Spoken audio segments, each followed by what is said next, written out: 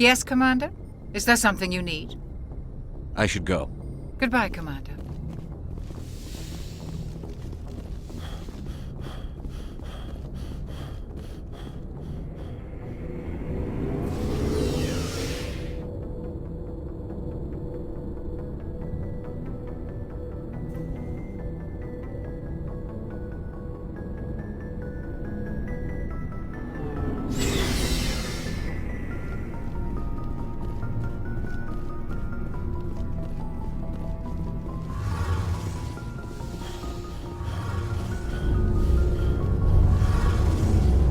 Hey, Commander, you know that Quarian, Tally? She's been spending all her time down here asking me about our engines. I'll tell her to leave you alone. What? No, she's amazing. I wish my guys were half as smart as she is. Give her a month on board and she'll know more about our engines than I do. She's got a real knack for technology, that one. I can see why you wanted her to come along. I figured she'd be a real asset to the team. You got an eye for Tally, Commander, but I'm guessing that's not why you came down here. Fill me in on the IES stealth systems. How does it work exactly? You can't hide a ship out in space. They emit too much heat and radiation, too easy for sensors to pick them up, unless you find a way to capture those emissions. So our stealth systems trap the energy we give off in storage sinks built into the ship itself, no emissions to give away our location. Eventually the sinks have to be vented. More than a few hours silent running and they overheat, cook us inside our own hull. There's no way for anyone to detect us? A visual scan can still pick us up. Anyone looking out a window can see us plain as day. But you have to be pretty close to get an actual visual out in space. Most vessels rely on scanners. As long as the stealth systems are engaged, they can't see us. Not unless we accelerate to FTL speeds. Why doesn't it work with faster-than-light travel? Cranking up the FTL blue shifts our emissions, pushes them into frequencies too high to capture in the sinks. As soon as we make the jump, it's like setting off a flare. Sensors can pick up our location whenever we enter or exit FTL flight, but for short-range missions, our stealth systems are amazing, and we've got the only one. I want to know more about the Normandy. She's the best ship I've ever served on, probably the fastest vessel ever designed, and she's the only one using the new Tantalus drive core. What's so special about the Tantalus drive core? Proportionally, it's about twice the size of any other vessel. Not only are we faster, we can run at FTL speeds longer before we have to discharge the core. Where else have you served, Adams? If you name a class of Alliance ship, I've probably served on it. Everything from dreadnoughts and carriers right down to frigates like the Normandy. My last assignment was on the Tokyo, only a cruiser, but she was a good ship. Couldn't hold a candle to the Normandy, though. Carry on, Adams. Aye, aye, Commander.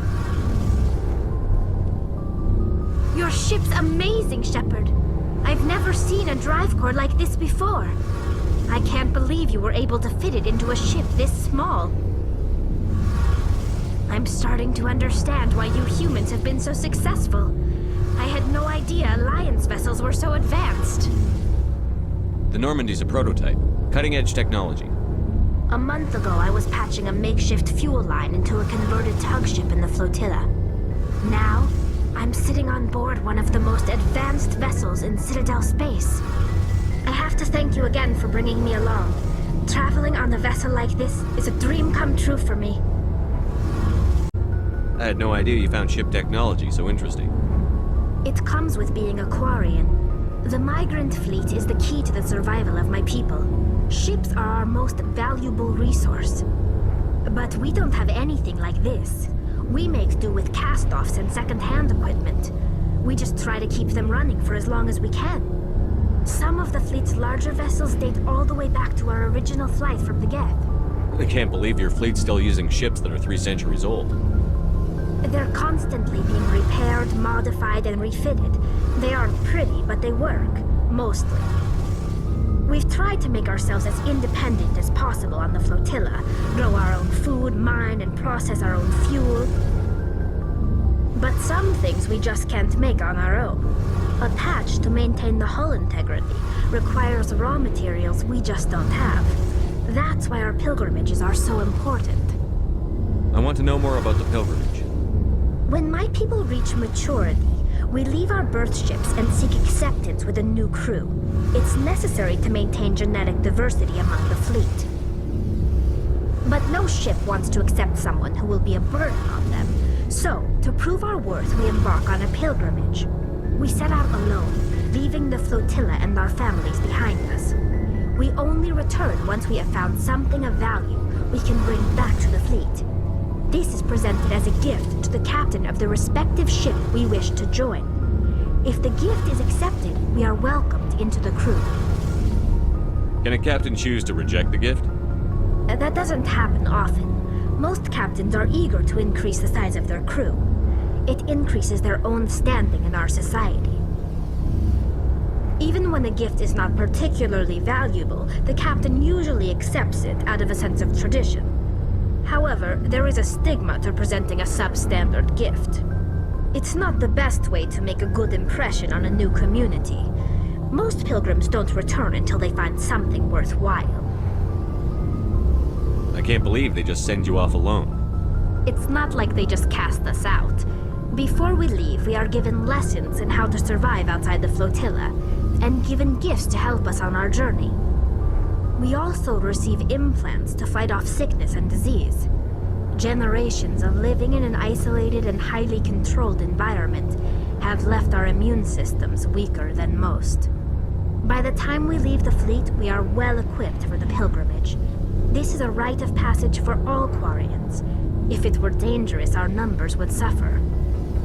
Virtually every pilgrimage ends with a triumphant return and the ritual presentation of the gift to one of the fleet's captains. I want to talk about something else.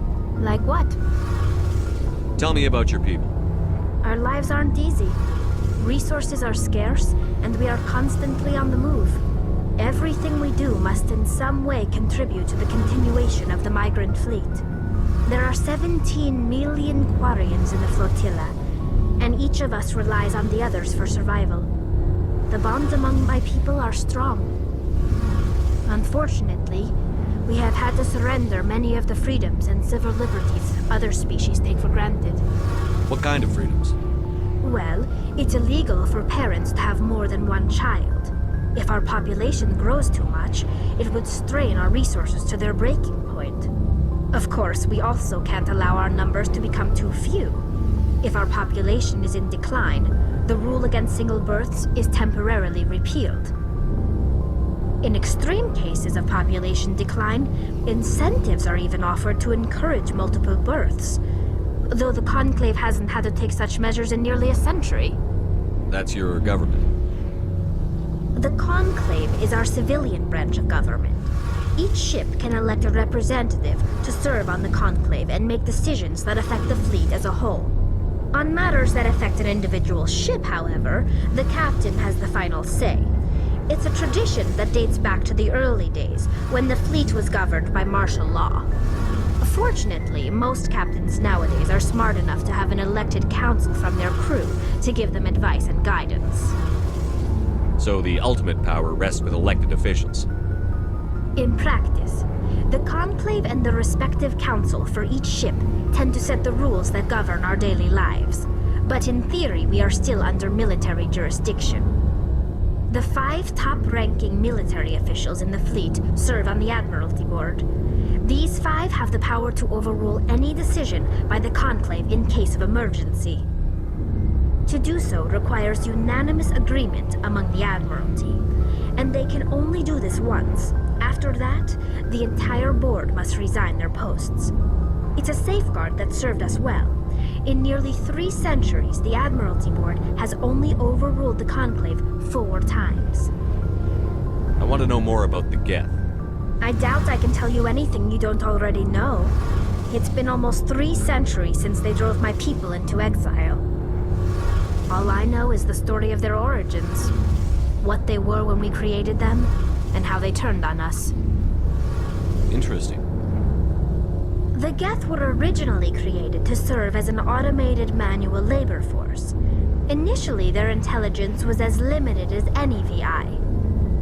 Over time, we made small modifications to their programming to allow them to perform more varied and complex tasks, bringing them closer and closer to true AI status.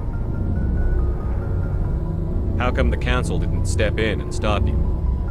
This wasn't true AI research. We may have been skirting the bounds of the law, but we never did anything that was actually illegal.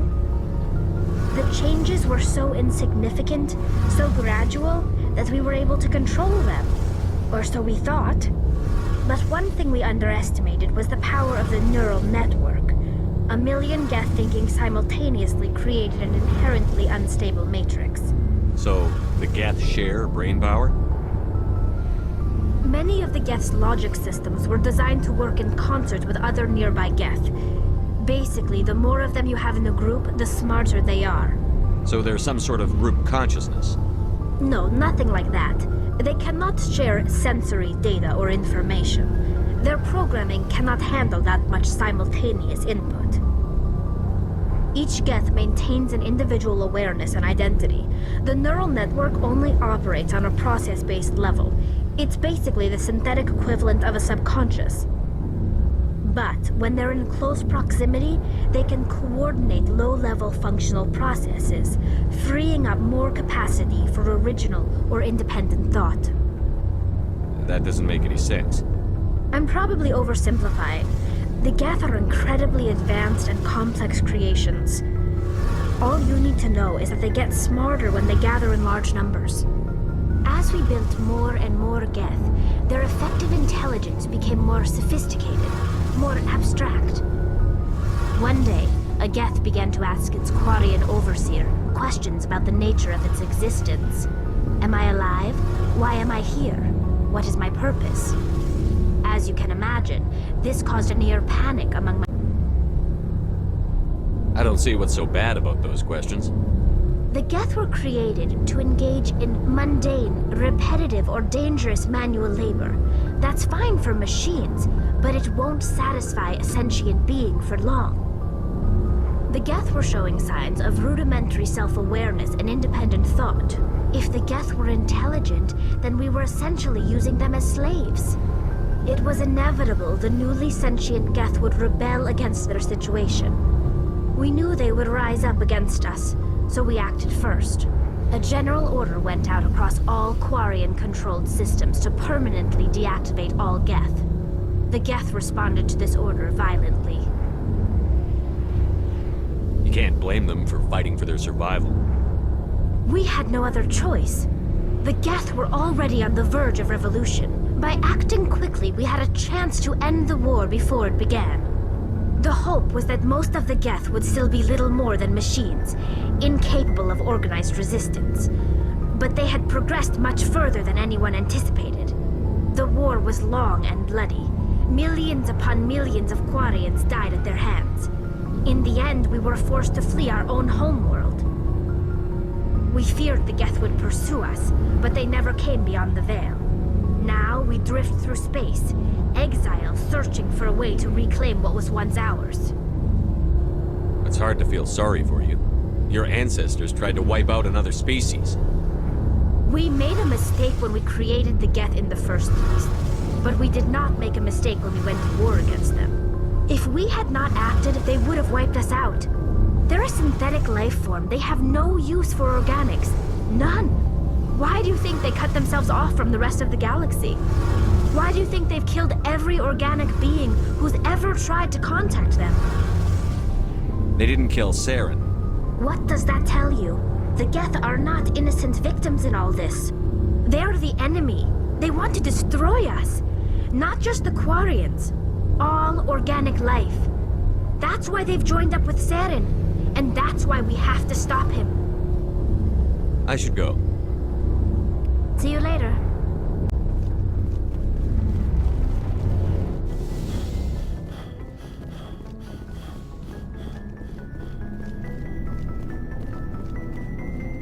Thanks for bringing me on board, Commander.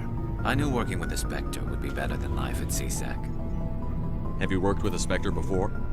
Well, no, but I know what they're like. Spectres make their own rules. You're free to handle things your way. At CSEC, you're buried by rules. The damn bureaucrats are always on your back. For the most part, the rules are there for a reason. Maybe. But sometimes it feels like the rules are only there to stop me from doing my work. If I'm trying to take down a suspect, it shouldn't matter how I do it, as long as I do it. But CSEC wants it done their way. Protocol and procedure come first. That's why I left. So you just quit because you didn't like the way they do things? There's more to it than that. It didn't start out bad, but as I rose in ranks, I got saddled with more and more red tape. C-Sec's handling of Saren was typical. I just couldn't take it anymore. I hate leaving. I hope you made the right choice. I'd hate for you to regret it later. Well, that's sort of why I teamed up with you. It's a chance for me to get off the Citadel, see how things are done outside C-Sec. Either way, I plan to make the most of this. And without C-Sec headquarters looking over my shoulder, well, maybe I can get the job done my way for a change. If getting the job done means endangering innocent people, then no. We get the job done right, not fast. Got it? I wasn't trying to. I understand, Commander.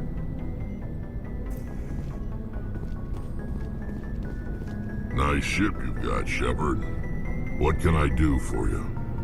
What's your story, Rex? There's no story. Go ask the Quarian if you want stories. You Krogan live for centuries. Don't tell me you haven't had a few interesting adventures. Well, there was this one time the Turians almost wiped out our entire race. That was fun. I heard about that. You know, they almost did the same to us. It's not the same. It seems pretty much the same to me. So your people were infected with a genetic mutation? An infection that makes only a few in 1,000 children survive birth? And I suppose it's destroying your entire species? I suppose it isn't all the same. I don't expect you to understand, but don't compare humanity's fate with the Krogan.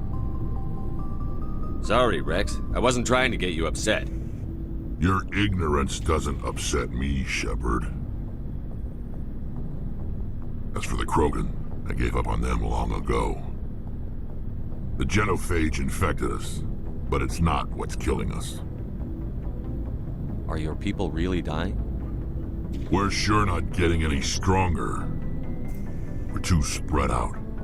None of us are interested in staying in our own system. Lots of species have left their homes and prospered. But they go to colonize new worlds. We're not settlers. We're warriors. We want to fight. So we leave. Hire ourselves out. And most of us never go back. What can you tell me about the genophage? Ask the Solarians if you want details. They made it. All I know, it makes breeding nearly impossible. Thousands die in stillbirth, and most never get that far. Every Krogan is infected. Every one.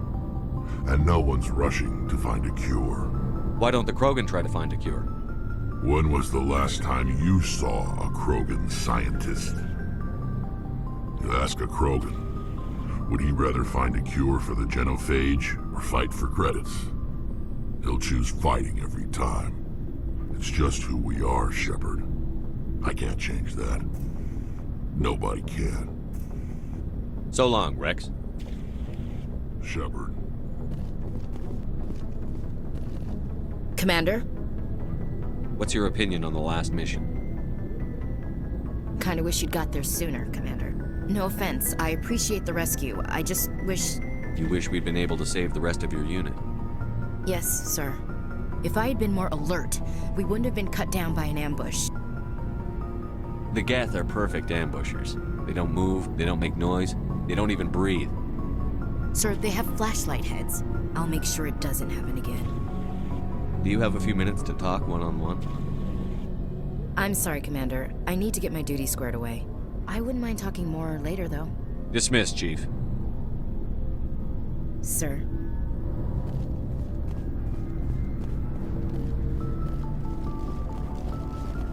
Looking for supplies? Let's see what you've got. You bet, Commander.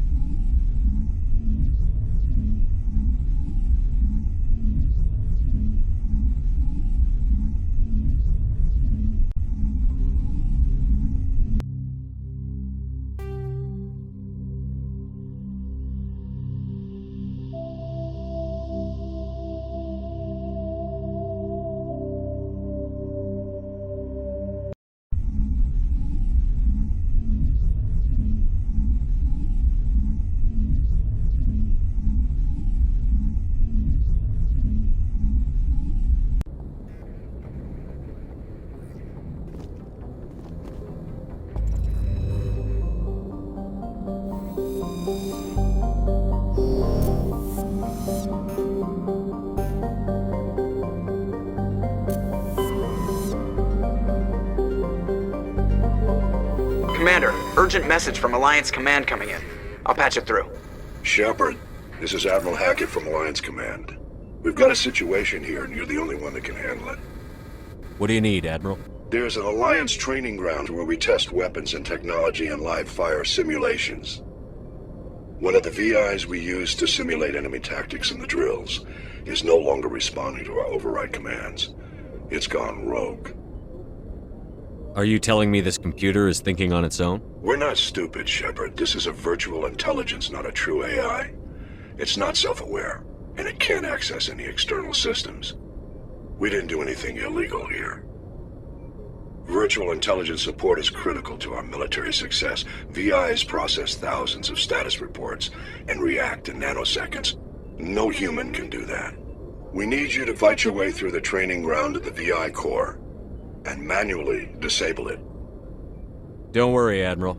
I'll take that thing out. I know Spectre's answered the Council, but you're still human. You're still part of the Alliance military, and right now we need you. The VI controls all the facility's weapons, drones, and automated defenses.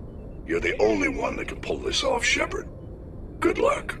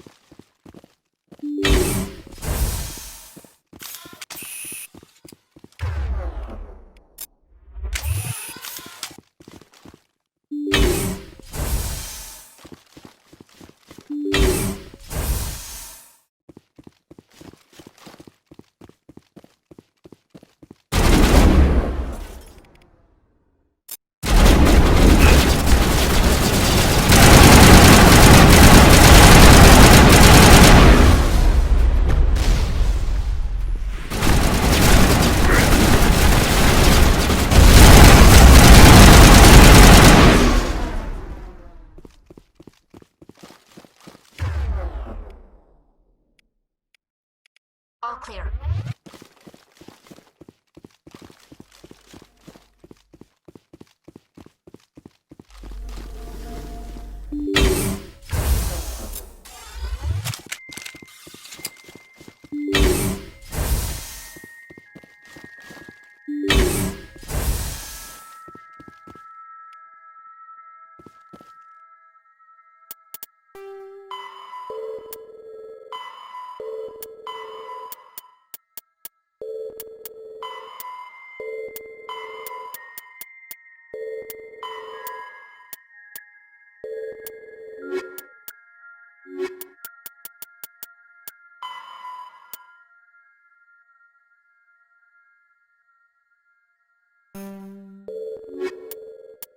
In the early... The Citadel's space is an unofficial... The home world and capital of humanity is in... Pharaoh. The... An art...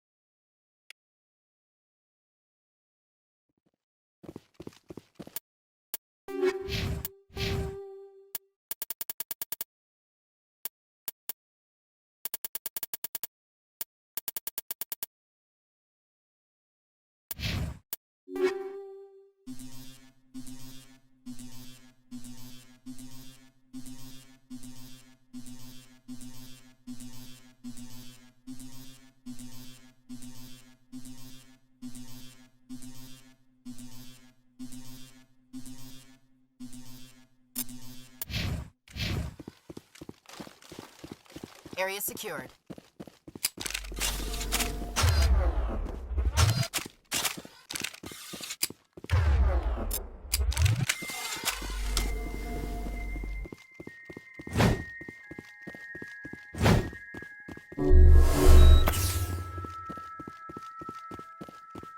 Rally round.